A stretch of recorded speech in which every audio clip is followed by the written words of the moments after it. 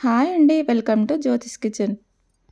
ఈరోజు వీడియోలో నేనైతే ఉల్లి పొరకతో కోడిగుడ్డు కర్రీ వండబోతున్నాను. అయితే సీజనల్‌గా దొరికే ఈ ఉల్లిగడ్డ కోడిగుడ్డు కర్రీని మీరు కూడా తప్పక ట్రై చేయండి.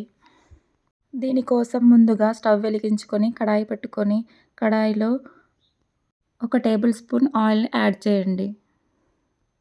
ఆయిల్ వేడయ్యాక దీనిలోకి 2 పచ్చిమిర్చి చీలికలు వేసి ఫ్రై అవ్వనివ్వండి. పచ్చిమిర్చి చీలికలు కాస్త వేగాక 4 పెద్ద సైజు ఉల్లిపాయలను కట్ చేసి వేసుకొని ఇలా దోరగా వేయించుకోండి. 1 నిమిషం పాటు ఈ ఆనియన్ వేగాక దీనిలోకి కాస్త అల్లం వెల్లుల్లి పేస్ట్ యాడ్ చేసి కలపండి. వేసిన అల్లం వెల్లుల్లి పేస్ట్ పచ్చివాసన పోయేంత వరకు ఇలా కలుపుకోండి. ఇది కూడా వేగాక దీనిలోకి చిటికెడు పసుపు వేసి వేగనివ్వండి. ఆ తరువాత శుభ్రంగా కడిగి పెట్టుకున్న ఉల్లి పొరక ఆకులను కూడా వేసి బాగా కలుపుకోవాలి. అలా కలుపుకున్న తర్వాత మూత పెట్టేసి మగ్గనివ్వాలి.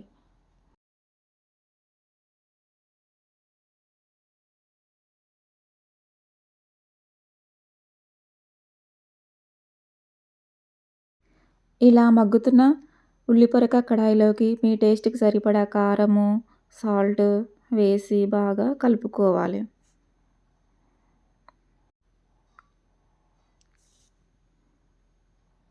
అలా ఒకసారి కలిపిన తర్వాత దీనిపైన మూత పెట్టుకోవాలి. మూత పెట్టుకొని ఉడికించిన తర్వాత దీనిలోకి ఈ విధంగా అయిన తర్వాత దీనిలోకి 4 కోడిగుడ్లను కొట్టి వేసుకోవాలి. ఇలా చూపించిన విధంగా స్పూన్ సహాయంతో 4 కోడిగుడ్లను వరుసగా కొట్టి వేసుకోవాలి.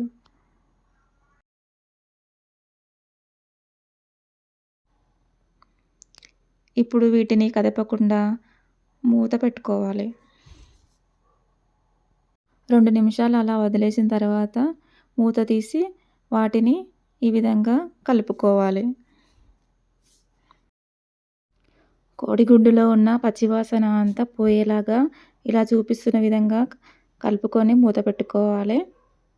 ఆ తరువాత దీనిలోకి కొద్దిగా గరం మసాలా పౌడర్, కొద్దిగా ధనియాల పౌడర్ వేసి కలుపుకోవాలి. నేను వేయలేదు. మీకు ఇష్టమైతే మీరు వేసుకొని కలుపుకొని సర్వ్ చేసుకోండి.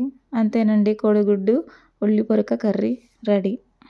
ఈ ఉల్లి పొరక కోడిగుడ్డు కర్రీ వేడి వేడి అన్నంలోకి, చపాతీ, రోటీ, పుల్కాలోకి చాలా బాగుంటుంది. మీరు కూడా ఒకసారి తప్పక ట్రై చేయండి. మీకు ఈ వీడియో నచ్చినట్టయితే సబ్స్క్రైబ్ చేసుకొని లైక్ చేయండి ఫ్రెండ్స్.